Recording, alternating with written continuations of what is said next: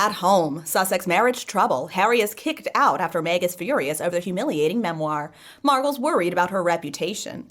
Hello, and a very warm welcome to Kate Middleton and the Queen News channel.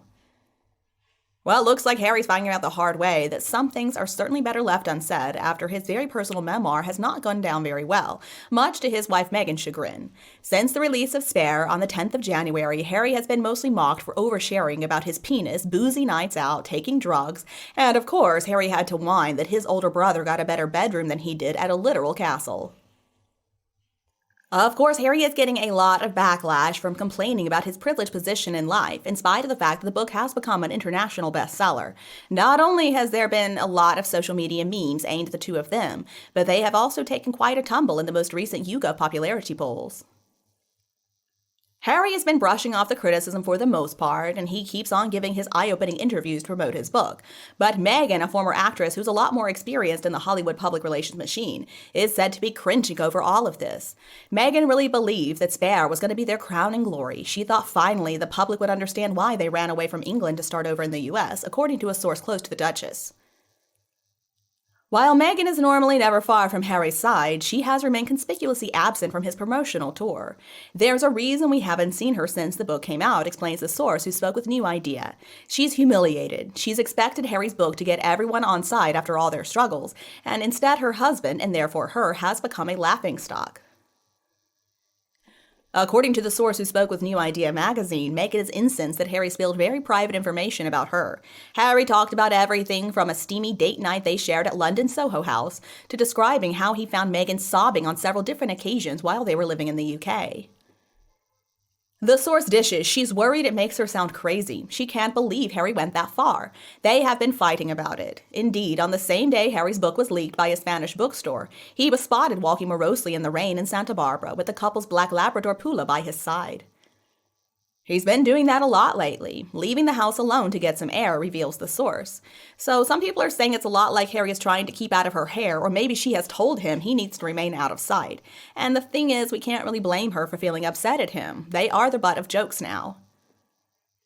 And according to Harry's book, he's got the absolute worst family ever. But it's pretty absurd that he at the same time is saying he wants to make up with them. If they're really as bad as he portrays them to be, how can he believe they would ever welcome him back with open arms? This is just one of the things that brings Harry's credibility into question. The truth is, Harry doesn't make a lot of sense lately. I mean, we don't know if he ever did, but these days he sure doesn't. He and Meghan made some very serious allegations of racism against the royal family, and they never really used the word racism. And now Harry's trying to portray himself as Meghan as the innocent parties. The media, he's claiming, said that his family was racist. But Harry does believe that silence is also a form of betrayal, and Harry just let his family be referred to as racist, among many other nasty things too. And then he wasn't worried about it until he had a book to sell, that is, and then all of a sudden he wanted to set the record straight. Now his family are supposedly guilty of this unconscious bias that they don't even know about. Now that idea, as well as Harry himself, are completely ridiculous. And now that Harry is no longer accusing his family of being racist, that may seem to be opening the door to reconciliation. But Harry's just replacing those allegations with some equally absurd and unproven claims that any person with a brain cell in their head would know would end any hope of reconciliation. Now, Harry is an idiot, but he's not that much of an idiot. There is no real desire to make up with his family. But publicly stating that he wants his father and his brother back in his life makes for a more gentle, a kinder version of Harry, who is going to come out from the chaos of his self-inflicted family implosion as the victim. That's all he really cares about. Harry wants to convince everybody that his father is an awful father and that his older brother is nothing but a bully. His stepmother is this cruel, evil witch, and his sister-in-law was horrible to his angel of a wife. And we can't forget that all of these people were so jealous of this barely even known actress who never made it in Hollywood because she and Harry did the job better or they were more popular overall. And this feeds into their victim narrative, but still it doesn't really stand up under scrutiny. Now, in their Netflix reality show, Meghan claimed that the royal family used her to cover up stories about other members of the family. And Harry claimed that the various palaces briefed journalists against him and Meghan. Now, a lawyer for the two of them has said that she saw clear evidence of these accusations. Alright, so if this kind of evidence really exists, why haven't we seen it? That there is the good question. And the defense that Harry doesn't want to damage his family, and so that's why he's keeping the evidence all to himself to protect his family, it doesn't make any sense, because Harry has shown over and over again that as far as his family is concerned, it is open season in the guise of his truth. I think by now it's become clear that we're never going to get evidence of anything he or Meghan say. Even when they released text messages between Catherine and Meghan, they didn't show on any level that Meghan really was the wronged person and all of that, and that Catherine was really so cruel to Meghan that Meghan wound up in a sobbing heap on the floor.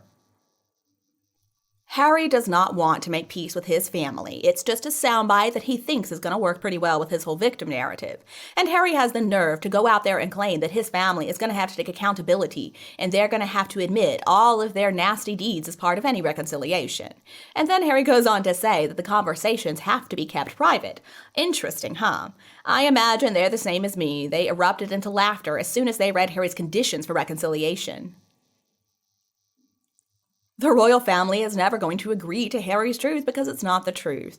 And it's Harry who released so many details of private conversations. It was not his family who did that. Unless, of course, we're discussing Jason Knopf relaying text messages and emails that prove that Harry and Meghan are a couple of liars. Now, Knopf is guilty, but as far as I know, Harry and Jason Knopf are not blood relatives whatsoever. And the truth is, a reconciliation is not possible if the party who claims they want to reconcile is going to make sure they finish firing whatever rounds are left in the chamber of a gun first. Harry doesn't genuinely want reconciliation, he just wants to convince us that he does. Harry's got one thing going for him and one thing only, and that is that he is officially a member of the royal family. Harry wants money, and the only way that he can get it is by sucking up to his own family. Now, many things that Harry has said he has not been able to confirm, so we know they're lies. At this point, we take anything Harry says with a heaping grain of salt. Plus, he's demanding an apology from his family. Really, Harry? If he got rid of that evil witch he married, then maybe they would consider taking him back, but it would need to be on their terms. Harry would not have royal duties because he has already shown us he's an unreliable person and he's treasonous. At this point, nothing Harry says can be taken at face value. Harry has made some crude, idiotic comments, and he has made himself a proven liar just like Meghan. His father may forgive him, but I think William might be more like a meat freezer after the unwarranted attacks on his wife and himself too. Maybe he's delusional, but still, she's not going to let him say or think that. And you, what do you think about Harry's lies? Please tell me what you think below in the comment section, and we can also discuss him and Meghan. If you think my video is useful, please remember to like and share it with anyone else who would enjoy it anytime you want. And please subscribe to Kate Middleton and the Queen News channel to get more videos in the future. Now, thank you so much for watching. Have a lovely day, and I'll be back to see you in the next videos.